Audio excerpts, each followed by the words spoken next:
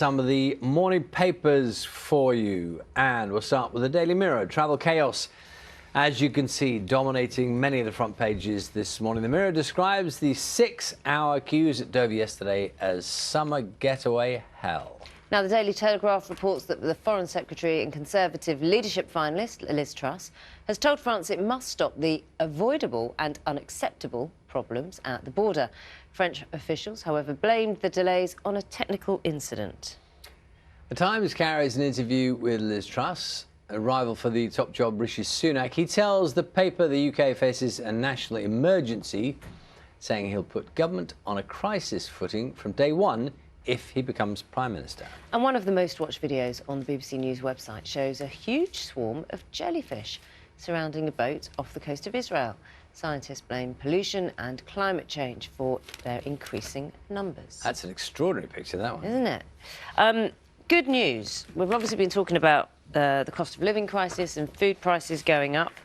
One food is not going up, just at the moment. Berries. So, because of the heat wave, there's a glut now of strawberry, cherry and blueberry harvest. So, if you go to the supermarket or go to a store today, they should be largely discounted. So that's having an impact on price? Yeah, so growers have seen production about 10 to 15% higher than normal this time of year. So it used to be that if you'd go to the supermarket for about 400 grams, you'd look about £2. Now they're at about £2. Kilo boxes of cherries around £5.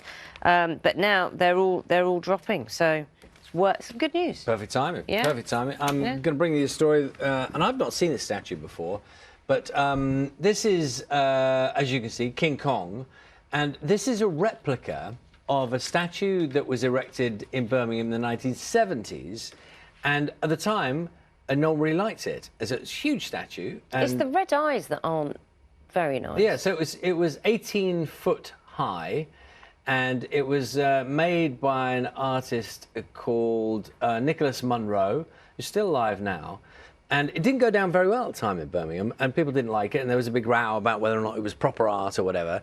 But now they've done a replica, because there's quite a nostalgia about the kids used to go and see it. It was only up for a few months. They'd say it was a wonderful memory of the 70s Birmingham. So now they've done a replica, and what they've done is, you know how they say that thing where things aren't as big as you think they were when you were a child? Yeah. So what they've done is they've made it 20% bigger. So when people go and see it, they say, oh, I remember that from the 1970s. They made it a little bit bigger, so it has that feel about it. But it's a great story. It ended up it became a sort of a feature at a car dealership after it was taken off the streets of King Kong Car Company, which is a second-hand car dealer in Birmingham. And now the original is in someone's garden, just sitting in someone's garden. They don't want to sell it, so there you go. Does the ape have a name? I think it's just called King Kong. But do you know we did a story a little while ago where there's a new register, isn't it, of statues? Yes. And I just think that's a cracker, isn't it? We'll see if it's on it.